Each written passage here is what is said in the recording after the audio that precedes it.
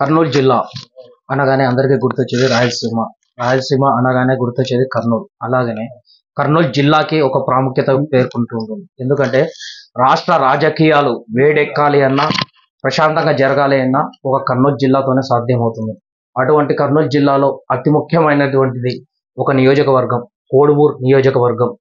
ఈ కోడుమూరు నియోజకవర్గం అనగానే చాలా మందికి అది ఒక ఎస్సీ కాన్స్టిట్యున్సీగా గుర్తొచ్చేస్తుంది. అంటే రిజర్వ్డ్ కేటగిరీకి చెందినటువంటి ఎమ్మెల్యేలు మాత్రమే అక్కడ పరిపాలించాలి, అంటే ఒక రిజర్వేషన్ అనే ప్రాసెస్ జరగాలి అనే ఒకటి ముఖ్యమైన సమాచారం ఉంటుంది. అలాగే రాజ్యాంగం కల్పించినటువంటి ఒక హక్కుగా కూడా మనం భావించవచ్చు.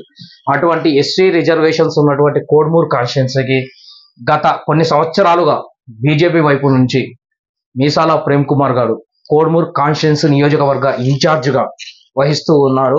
ప్రస్తుతం వారు మనతో ఉన్నారు. వారిని అడిగి ఈ జరగబోయే ఎలక్షన్లు అంటే 2024లో జరగబోయే ఎలక్షన్స్ గురించి, వాతావరణాల గురించి, ఈ టికెట్ల విషయ గందరగోళాల గురించి, అలాగనే పార్టీల యొక్క సమన్వయం గురించి కూడా తెలుసుకునే విషయం మనం తెలుసుకుందాం. ప్రేమ్ కుమార్ గారు నమస్తే. మనం గమనించామంటే కోడుమూరు కాన్స్టిట్యున్సీ అంటే కర్నూలు జిల్లాలోనే కోడుమూరు కాన్స్టిట్యున్సీ అంటేనే ఒక స్పెషల్ గా రిజిస్ట్రేషన్ జరగబడింది. ఇది చూసామంటే మనం ఆంధ్రప్రదేశ్ వైపు నుంచి కూడా అదే విధంగా ఉంటుంది.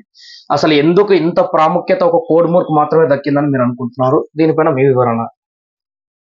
అంటే మీరు భారతీయ జనతా పార్టీ నుంచి అనుకుంటున్నారా, మిగతా అన్ని పార్టీల నుంచి అనుకుంటున్నారా? ఎక్కడి నుంచి చూసుకున్నా కూడా గత 5 సంవత్సరాలుగా కోడుమూరు కాన్స్టిట్యున్సీ భారతీయ జనతా పార్టీ బాగా పట్టున్న కార్యకర్తలతో చాలా అంటారు కదా, నియోజకవర్గంలో మాకు క్యాడర్ ఉంది. అలాంటి క్యాడర్ భారతీయ జనతా పార్టీ కోడుమూరు నియోజకవర్గం నిండా ఉంది. ఈ యొక్క భారతీయ జనతా పార్టీ కోడుమూరు నియోజకవర్గం మీదనే అంటే మిగతా వాళ్ళు కోడుమూరు నియోజకవర్గం మీద ఎందుకు కాన్సన్ట్రేషన్ అంటే,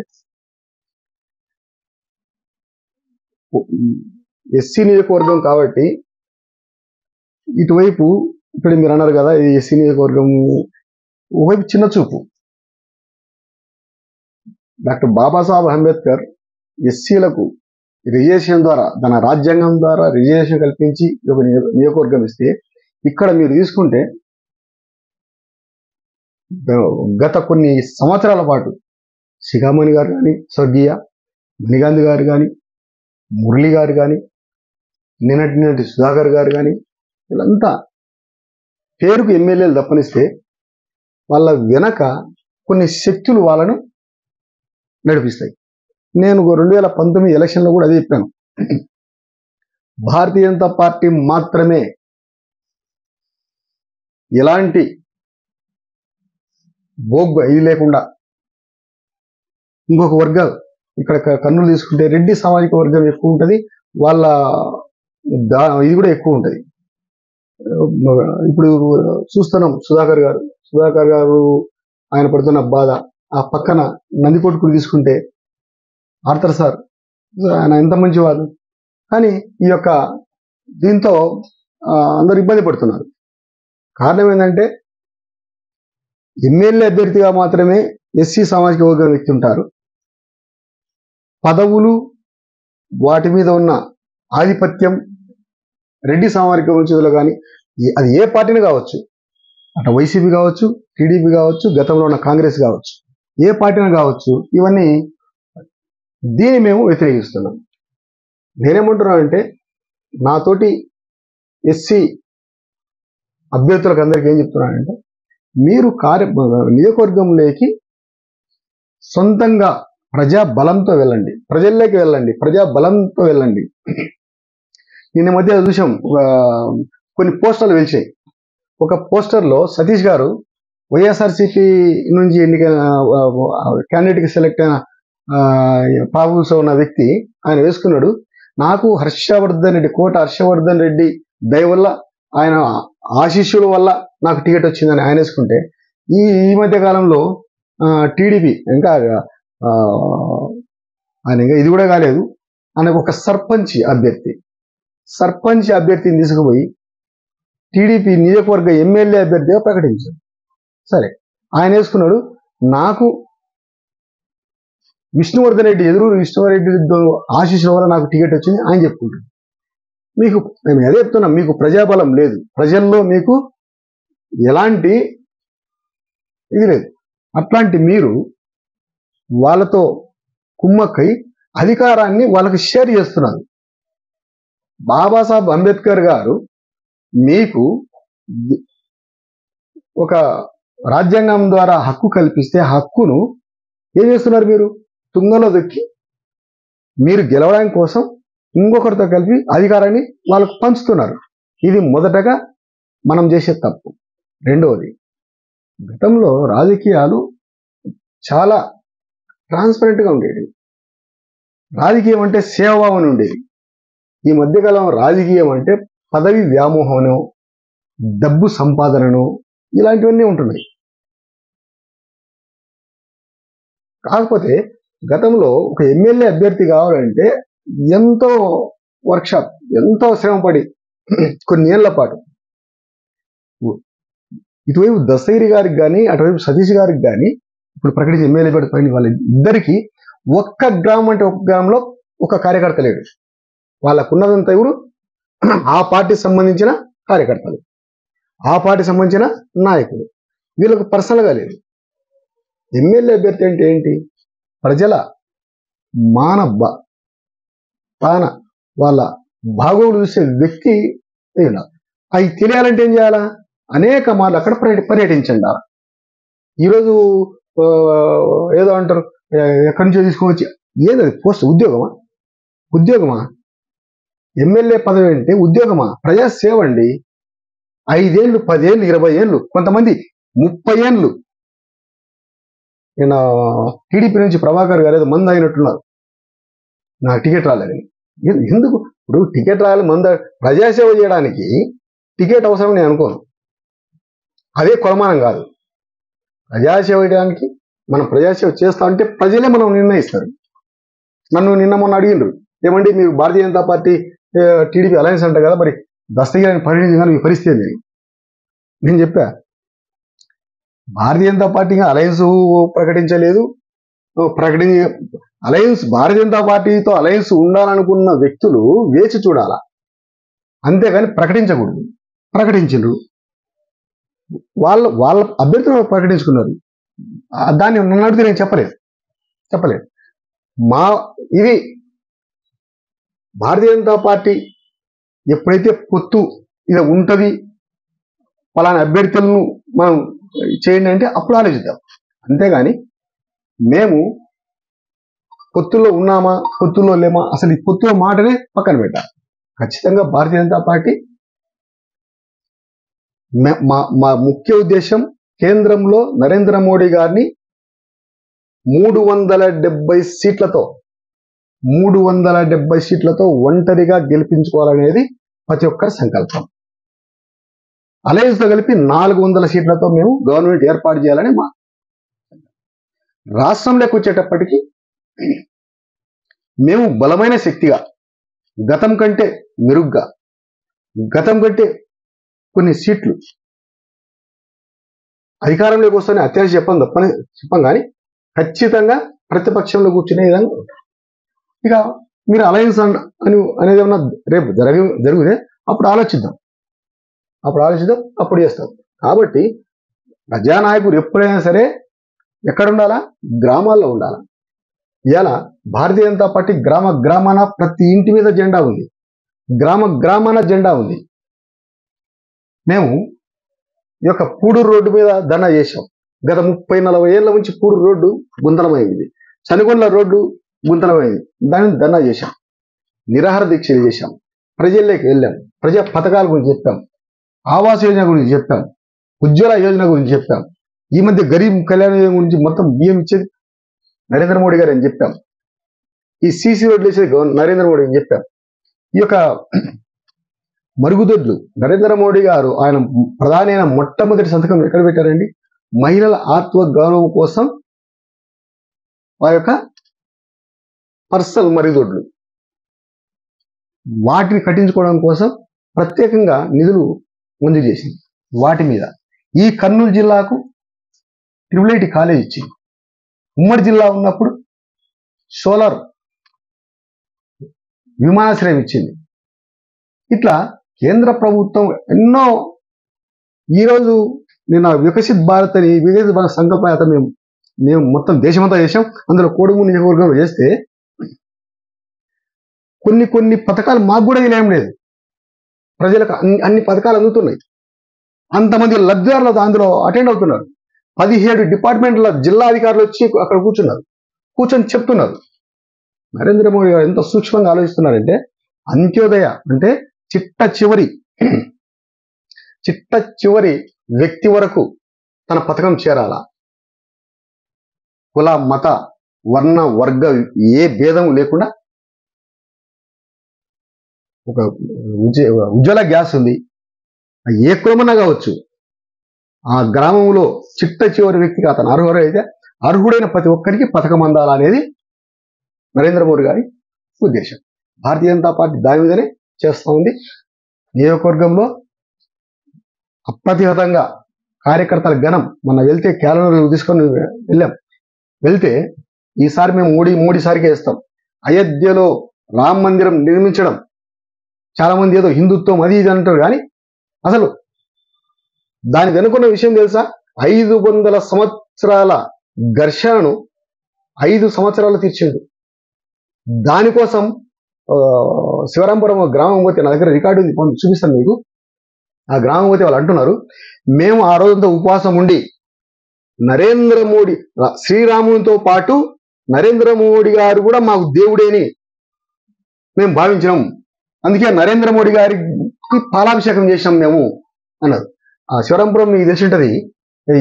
ఈ నియోజకవర్గంలో చిట్ట చివరి ఉంటది. ఆ ఊరికి వెళ్ళాం.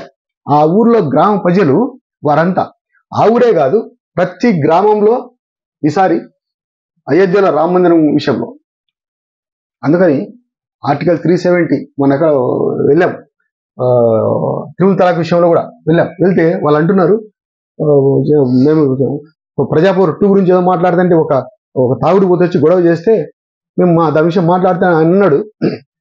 ఒక ముస్లిం పెద్ద వచ్చి అన్నాడు, ఆ ఊరు ఇంట్లోంచి బయటకు వచ్చి, వాళ్ళు ఏమనొద్దు, మన ఆడవాళ్లకు మంచి భద్రత కల్పించిండు, నా బిడ్డ త్రిపుల్ తలాక్ వల్ల నా బిడ్డ జీవితం నాశనమైంది, అట్లాంటి నా బిడ్డ లాంటి అన్యాయం ఒకటి జరగకూడదని చెప్పేసి భారతీయ జనతా పార్టీ చాలా మంచి చేసింది, ఆడపిల్లలకు మంచి న్యాయం చేసిందని వారు అంటున్నారు.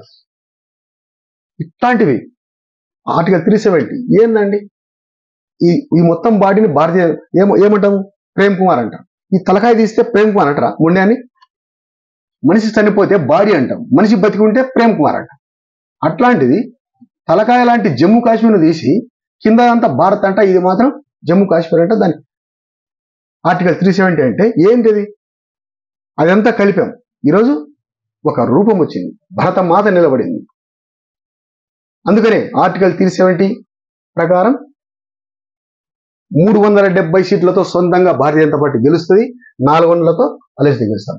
మేము కూడా ఈరోజు నరేంద్ర మోడీ గారు మళ్ళీ ప్రధాని కావాలనే మహాసంకల్పంతో కోడుమూరు నియోజకవర్గంలో ప్రతి గ్రామం నుంచి, గ్రామానికి ఒకరు చొప్పున 100 గ్రామాలు ఉన్నాయి, 100 గ్రామాలకు 101 గ్రామాల నుంచి 101 వ్యక్తులు ప్రతి గ్రామ నాయకులతో ఈరోజు శ్రీశైలంలో వెంకటాపురం నుంచి శ్రీశైల శివుని పాదాల చెంతకు పాదయాత్ర పెట్టినాం.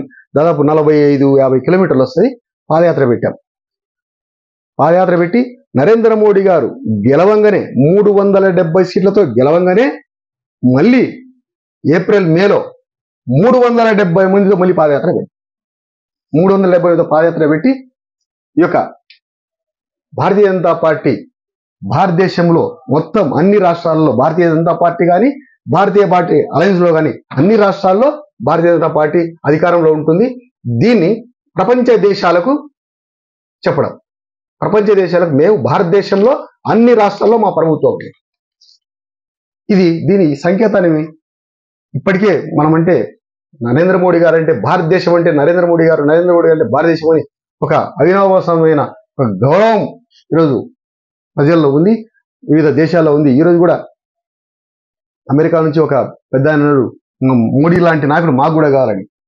వివిధ దేశాల అధినేతలు నరేంద్ర మోడీ గారి కాళ్ళ మోకరిల్లుస్తున్నారు. కాబట్టి ఇవన్నీ చేయాలా. దీనికోసం మా యొక్క రాష్ట్ర అధ్యక్షురాలు శ్రీమతి పురంధరేశ్వరరావు గారి కార్యాచరణతో ముందుకెళ్లి ఖచ్చితంగా భారతీయ జనతా పార్టీ కోడుమూరు నియోజకవర్గంలో ఖచ్చితంగా గెలిపించుకుంటాం. మేము సొంతంగా పోయినా లేదంటే అలయన్స్ తో పోయినా భారతీయ జనతా పార్టీ సపోర్ట్ తో అలయన్స్ తో పోతే అలయన్స్ తో గెలుస్తాం, సొంతంగా పోతే సొంతంగా గెలుస్తాం. ధన్యవాదాలండి. నమస్కారం. ఇదండి ప్రస్తుతం మనం చూస్తూ ఉన్నాం కోడుమూరు కాన్స్టిట్యున్సీలో అంటే భారతీయ జనతా పార్టీ ఏ విధంగా బలంగా ఉంది, కార్యకర్తల సమూహంతో ఎలా ఉంటుందని మన ప్రేమ్ కుమార్ తెలియజేస్తున్నారు. అలాగే మీ ముందు మరి ఇంకొక చిన్న ప్రశ్న అండి. ఇప్పుడు మీ మాటల్లో మాకు మీరు చెప్తున్న విషయం ఏంటంటే కోడూరు విషయం కావచ్చు, ఇక్కడ సనగన్ల విషయం కావచ్చు, రోడ్డు అంటే మరమ్మతుల కోసం రోడ్డు బాగు చేయాలి అని చెప్పి మీరు వివిధ పోరాటాలు చేశామంటున్నారు. మరి అటువంటి పోరాటాలు చేసి మీకు మీరు గుర్తింపుగా మాకు కావాలి ఇది అని మీరు పోరాటాలు చేసినప్పటికీ అందులోనే మీకు ఒక ఇన్విటేషన్ కానీ లేదంటే మేము మరమ్మతులు చేస్తున్నప్పుడు శంకుస్థాపనకు ఇన్విటేషన్ కానీ మిమ్మల్ని పిలవకపోవడం కానీ జరిగింది. దానిపైన మీ స్పందన? మంచి ప్రశ్న అడిగారు.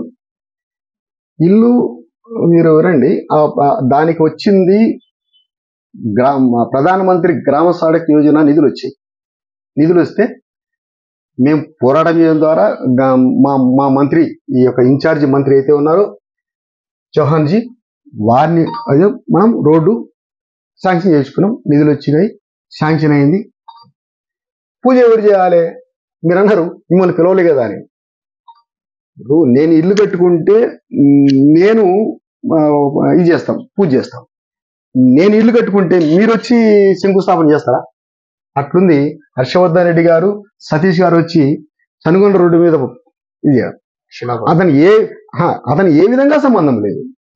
వాళ్ళు కోట్ల హర్షవర్ధన్ రెడ్డి గారు దేనికైనా ఈ యొక్క కూడా చైర్మన్. అక్కడ భూమి పూజ చేయాల్సింది ఆ నియోజకవర్గ ఎమ్మెల్యే అభ్యర్థి కానీ ఇంకొకరు కాదు. ఏముంది, నియోజకవర్గంలో ఎవరైనా పోయి శిలాపలకం వేస్తారు. ఇన్ఫర్మేషన్ యాక్ట్ తీసుకుని దీంట్లో పోయి అడిగితే రోడ్డు శాంక్షన్ అని చెప్తారు. రోడ్డు శాంక్షన్ అని తెలిసిన తర్వాత ఇంజనీర్ కాంట్రాక్టర్ సచ్చినట్టు వేయాల్సింది రోడ్డు వేస్తారు కాబట్టి ముందే పోయి చేస్తారు. దానికేమి వాళ్ళే చేయ అవసరం లే. అసలు వాళ్ళ ఇన్విటేషన్ మనకు అవసరం లే. ఆ కాంట్రాక్టర్ ఎవరైతే ఉన్నారో వారు భూమి పూజ చేస్తే అందుకు ఉంటుంది. లేకపోతే రాజ్యాంగబద్ధంగా ఎన్నికైన ఎమ్మెల్యే అభ్యర్థి ఎవరైతే ఉన్నారో ఆ ఎమ్మెల్యే అభ్యర్థి భూమి పూజ చేసి అతనికి పిలవకపోతే మేము బాధపడుతుంది తప్పనిస్తే ఎవరంటే వాళ్ళు పూజ చేస్తా అంటారు. అసలు సతీష్ గారికి వైఎస్ఆర్సీపీ తరపు నుండి సతీష్ గారిని అనౌన్స్ చేసిండ్రు. అదేం అఫీషియల్ కాదు. వాళ్ళ అభ్యర్థి అతను ఇంకా అఫీషియల్ అతను నామినేషన్ వేయాలి. అప్పుడు అతను లైవ్ లేకొస్తాడు. అతను ఈ ప్రాంతంలో తిరిగింది లేదు. అట్లాంటి వ్యక్తి భూమి పూజ చేసాడు. అది అతను చేసిండా? అతను కాదు. హర్షవర్ధన్ రెడ్డి గారు చేస్తే ఆయన చేసి హర్షవర్ధన్ రెడ్డి గారికి ఆయన కూడా చైర్మన్, ఆయన పోయి చేయాల్సిన ఇది లేదు. సో రెండోది మాకు పార్టీల మధ్య వ్యత్యాసం కూడా ఉంది కాబట్టి వారు మమ్మల్ని పిలిచేయకపోవచ్చు. పిలిచినా మేము వెళ్ళేవాళ్ళం కాదు. పిలిచినా మేము వెళ్ళేవాళ్ళం. ఎందుకంటే దానికి అర్హత ఈ జిల్లా కలెక్టరు లేకపోతే డిఈ గారో ఈఈ గారో ఆ ఈఎన్ఈ విభాగం సంబంధించిన వ్యక్తులు పిలిస్తే మేము వెళ్తాం. కానీ చేస్తారు. ఈరోజు వైఎస్ఆర్సీపీ వాళ్ళు చేస్తారు, రేపు సిపిఐ వాళ్ళు చేస్తారు, మొన్నటి ఇంకొక ఎంఐఎం వాళ్ళు చేస్తారు. వారంటే మేము పోవాల్సిన అవసరం లేదండి. ధన్యవాదాలు. అదేవిధంగా ఇప్పుడు కోడుమూరులో అంటే కోడుమూరు కాన్స్టిట్యూన్సీకి సంబంధించి మీరు నియోజకవర్గ ఇన్ఛార్జ్ గా ఉన్నప్పటికీ ఇవి చేస్తున్నప్పుడు విషయాలు చూసుకున్నామంటే సెంట్రల్ నుంచి వచ్చినటువంటి పథకాలు అవి కాకుండా మీరు సపరేట్ గా కొన్ని రకాలైనటువంటి ప్లాన్లను రెడీ చేసుకుని లేదంటే కొన్ని రకాలైనటువంటి ప్రోగ్రామ్స్ రెడీ చేసుకుని ప్రజల మధ్యలోకి వెళ్తున్నారు అని మాకు ఒక ఇన్ఫర్మేషన్ వచ్చింది. దానిపైన మీరు ఏమంటారు? వాస్తవంగా చెప్పాలంటే మనం స్కూల్కి పోతే స్కూల్లో ఆ బుక్ లో ఉన్న చదివితేనే మార్కులు వస్తాయి. మనం ప్రత్యేకంగా చేయాల్సిన అవసరం లేదు. ఈరోజు నరేంద్ర మోడీ గారు కేంద్ర ప్రభుత్వ పథకాల ద్వారా వచ్చే సంక్షేమ పథకాలు అయితేనేమి వాటిని చేయడానికి నిజంగా మాకు టైం లేదు. మేము మళ్ళీ ప్రత్యేకంగా రూట్ మ్యాప్ చేసిన అవసరం లేదు. మేము ప్రత్యేకంగా రూట్ మ్యాప్ వేసి ఏముంటుందంటే ఈ యొక్క ప్రభుత్వం ఏదైతే ఉందో ఆ సంక్షేమ పథకాలు అమలు చేయకపోవడం కానీ ఈ వీళ్ళ పోరులో ఆధిపత్య పోరులో నియోజకవర్గాన్ని కానీ ప్రజలు కానీ పట్టించుకోకపోవడం వాటిని ఎత్తి చూపుతున్నాం. వివిధ ధనాల ద్వారా వివిధ దీని ద్వారా అది చేస్తూ ఈ సంక్షేమ పథకాలు చేస్తా ఉన్నాం. ఇక ప్రజలకు ఏదైనా పర్సనల్ గా ఇబ్బందులు వస్తే దుఃఖం వస్తే అట్లాంటి చిన్న చిన్న పర్సనల్ గా మేము వారిని ఆదుకుంటున్నాం. ఫైనాన్షియల్ కానీ ఇంకొక విధంగా కానీ కొద్ది చిన్న చిన్న దీంతో ఆదుకుంటున్నాం. అట్లా ప్రజలు వెళ్ళే సందర్భంలో వాళ్ళతో మమేకమైనప్పుడు వాళ్ళు ఏదైనా బాధ చెప్పినప్పుడు కొంత ఆర్థిక సాయం కానీ అట్లా చేయడం అయితే జరుగుతుంది. కానీ మాకైతే మాత్రం నరేంద్ర మోడీ గారి ప్రధానమంత్రి నరేంద్ర మోడీ గారి పథకాలు చెప్పడానికి కూడా మాకు సమయం సరిపోవడం లేదు. అన్ని పథకాలను అన్ని విధాలుగా మేము వెళ్తా ఉన్నామండి. వచ్చే ఎలక్షన్స్ లో ఇప్పుడు రేపు రాబోతున్నటువంటి 2024 ఎలక్షన్స్ లో భారతీయ జనతా పార్టీ వైపు నుంచి మిమ్మల్ని అంటే ఆల్రెడీ మీకు వచ్చేసి నియోజకవర్గ ఇన్ఛార్జ్ గా ప్రకటించారు, ఇది రెండోసారి. మిమ్మల్ని ఇన్ఛార్జ్ గా ప్రకటించడమే కాకుండా మీకు ఎమ్మెల్యే అభ్యర్థిగా ప్రకటిస్తే ఏదైనా వర్గపోరు జరిగే అవకాశం ఉందా భారతీయ జనతా పార్టీ వైపు నుంచి? మీరే అంటారు, మీ మాటల్లో మీరే అంటారు, మిమ్మల్ని ప్రకటిస్తే అంటే వర్గపోరు లేనప్పుడే ప్రకటిస్తారు. ప్రకటిస్తే అంటే వర్గపోరు లేనప్పుడే ప్రకటిస్తారు. రెండోది, పార్టీ అభ్యర్థిని ప్రకటించే ముందు ఎవరైతే ప్రజాసేవ చేయగలడు, ఎవరైతే సొంత నిధులు ఖర్చు పెట్టుకుని సమయం వెచ్చించి, ఎందుకంటే సొంత నిధులు అనేది ఎందుకుంటారంటే ఈ మధ్య ఇప్పుడున్న కాలంలో మీకు ఎలక్షన్ అనేది చాలా ఖర్చుతో కూడిన విషయం. గతంలో మాదిరి ప్రజాసేవ చేసి గెలిచే వాళ్ళు చాలా మంది ఉన్నారు. ₹1 కూడా ఖర్చు పెట్టకుండా వాళ్ళ ఇళ్ళలో అక్కడే ఉండి అక్కడే భోజనం చేసి అక్కడే సర్ది తిని చేసిన వాళ్ళు చాలా మంది ఉన్నారు. కానీ ఇప్పుడు రాజకీయాలు రూపాంతరం చెందినాయి. ఆర్థికంగా లేకపోతే రాజకీయాల్లో నిలదొక్కునే పరిస్థితి లేదు. మనం కనీసం ఒక గ్రామంలోకి వెళ్తే ప్రజలు కూడా ఏ కార్లో వచ్చినా చూస్తున్నారు తప్పనిస్తే ఎట్టు వచ్చినా చూడడంలే. ఎంత పెద్ద కార్లో వచ్చాడు, ఎంత లగ్జరీస్ కార్లో వచ్చినా చూస్తున్నారు. ఈరోజు మనము కోడుమూరు నియోజకవర్గం మొత్తము 70 కిలోమీటర్ల సరౌండ్ ఉంటుంది. ఒక ట్రిప్ పోయి రావాలంటే ₹2000 డీజిల్ అవుతుంది కార్లో పోయి రావాలంటే. కాబట్టి ఇవన్నీ ఖర్చుతో కూడుకున్న విషయాలు. ఇవన్నీ పార్టీ చూస్తుంది. ఇవన్నీ అభ్యర్థి భరించగలడా అంటే భరించిన అభ్యర్థికి టికెట్ ఇస్తాను కాదు, ప్రజలకు సమయం ఇస్తున్నారా? ఇప్పుడు ఏదైతే ప్రజల సమస్యల మీద ధర్నాలు కానీ రాస్తారోకోలు కానీ ఇది కానీ ఒక్కొక్క ధర్నా చేయాలంటే ప్రజలు ఫస్ట్ ఏమంటారు, బాగా స్పందిస్తారు ధర్నాకు అన్న మేము స్పందిస్తామంటారు. చివరికి వాళ్ళకు వచ్చిపోవడానికి పెట్రోల్ కూడా మనం వేయాల్సి వస్తుంది. ఆ విధంగా పరిస్థితులు ఏర్పడుతున్నాయి. కాకపోతే ఏంటంటే సమస్యను కలెక్టర్ దృష్టికి తీసుకోవడం ఇట్లాంటివన్నీ చేస్తాం. దీనివల్ల మనకు కొంత ఖర్చులు ఉంటాయి. ఇవన్నీ భరించే వ్యక్తిని, సమయం ఇచ్చే వ్యక్తిని, నిజాయితీ పరుని మాత్రమే భారతీయ జనతా పార్టీ మా కోర్ కమిటీ ఉంటుందండి. కోర్ కమిటీ 2-3 రకాలు ఉంటాయి. జిల్లా కోర్ కమిటీ వర్గం ఉంటాయి, స్టేట్ కమిటీ ఉంటాయి, ఎలక్షన్ కోర్ కమిటీ ఒకటి ఉంటాయి. ఇట్లా కొంత రిపోర్ట్లు కూడా పోతాయి. ఏదో కొంతమంది పెద్దలు చెప్తేనో వాళ్ళు చెప్తే వీళ్ళు చెప్తే టికెట్లు రావు. వ్యవస్థలు కూడా ఇక్కడ మా భారతీయ జనతా పార్టీ నుంచి వివిధ క్షేత్రాలు ఉంటాయి. ఈ క్షేత్రాలు కూడా మేము పని చేస్తున్నామా లేదా అని రిపోర్ట్లు పంపుతూ ఉంటాయి. మేము చేసే పని అది ఏ విధంగా చేస్తున్నాము, మనస్ఫూర్తి చేస్తున్నామా లేకపోతే నామకేవాసి చేస్తున్నాము చూస్తాను. ఇట్లాంటివన్నీ బేస్ అయి ఉంటాయి. వీటన్నిటిని తీసుకొని మాత్రమే అభ్యర్థులను ఖరారు చేస్తాయి. కాబట్టి దీంట్లో వర్గపోరు ఉండేంత ఇది ఉండకపోవచ్చు. అది పార్టీ వర్గపోరు ఏమన్నా ఉంటే మీరు అన్నట్లు అలయన్స్ ఉన్నప్పుడు మిగతా వాళ్ళు కూడా టికెట్ కోసం ప్రయత్నం చేయొచ్చు. టీడీపీ వాళ్ళు జనసేన ప్రయత్నం చేయొచ్చు, అందులో ఉండొచ్చు, మనం చెప్పలేం. మేమైతే ఆ వర్గపోరుకు దూరం. పార్టీ నా పనితనాన్ని చూసి, నా ఆర్థిక పరిస్థితిని చూసి, నాకు పెట్రోల్ బంక్ ఉంది, ట్రాన్స్పోర్ట్ ఉంది, రియల్ ఎస్టేట్ చేస్తాను, ఫైనాన్షియల్గా అవి జరుగుతూ ఉంటాయి, కొద్దిగా ఆర్థిక పెట్టుకోగలను. సో ఇట్లాంటివన్నీ చూసి పార్టీ నన్ను ప్రకటిస్తే నేను మళ్ళీ రెండోసారి నాకు పార్టీ అవకాశం, మొదటిసారి నాకు అవకాశం ఇచ్చి భారతీయ జనతా పార్టీ నన్ను అంటే ఈ 2,70,000 ఓటర్ల పరిధి అయితే ఉందో వీళ్ళందరికీ నన్ను ఒక నాయకునిగా పార్టీ నన్ను పరిచయించింది. అందుకని పార్టీకి నేను సదా పార్టీ పాదసేవలో ఉంటాను. ఈసారి అవకాశం ఇస్తే ఖచ్చితంగా గెలుపుకు ప్రయత్నం చేస్తాం. గెలుస్తామని చెప్పలేం కానీ గెలుపుకు ప్రయత్నం చేస్తాం. నరేంద్ర మోడీ గారి మీరు చెప్పాను ఇప్పటిదాకా ఆర్టికల్ 370 కానీ, త్రిపుల్ తలాక్ కానీ, సర్జికల్ స్ట్రైక్స్ కానీ, భారతీయ భద్రత ఇవన్నీ తీసుకుపోతే ఖచ్చితంగా గెలుస్తామండి. చాలా మంది అనుకుంటా అంటారు భారతీయ జనతా పార్టీ క్యాడర్ బలంగా పెరిగింది. ఈసారి కోడుమూరు నియోజకవర్గంలో ఖచ్చితంగా గెలుస్తాం. నేను చెప్పే మాటలు నిజాయితీ ఎంతో మీకు కూడా తెలిసి ఉంటుంది. ఎందుకంటే మీరు కూడా నాతో పాటు నియోజకవర్గాలు తిరుగుతూ ఉన్నారు కాబట్టి.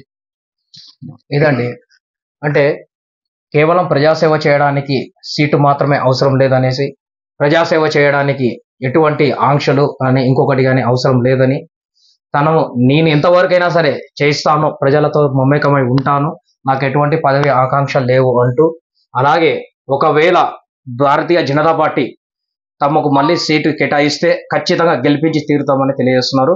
కెమెరామన్ వికాస్తో రామకృష్ణ, కర్నూలు.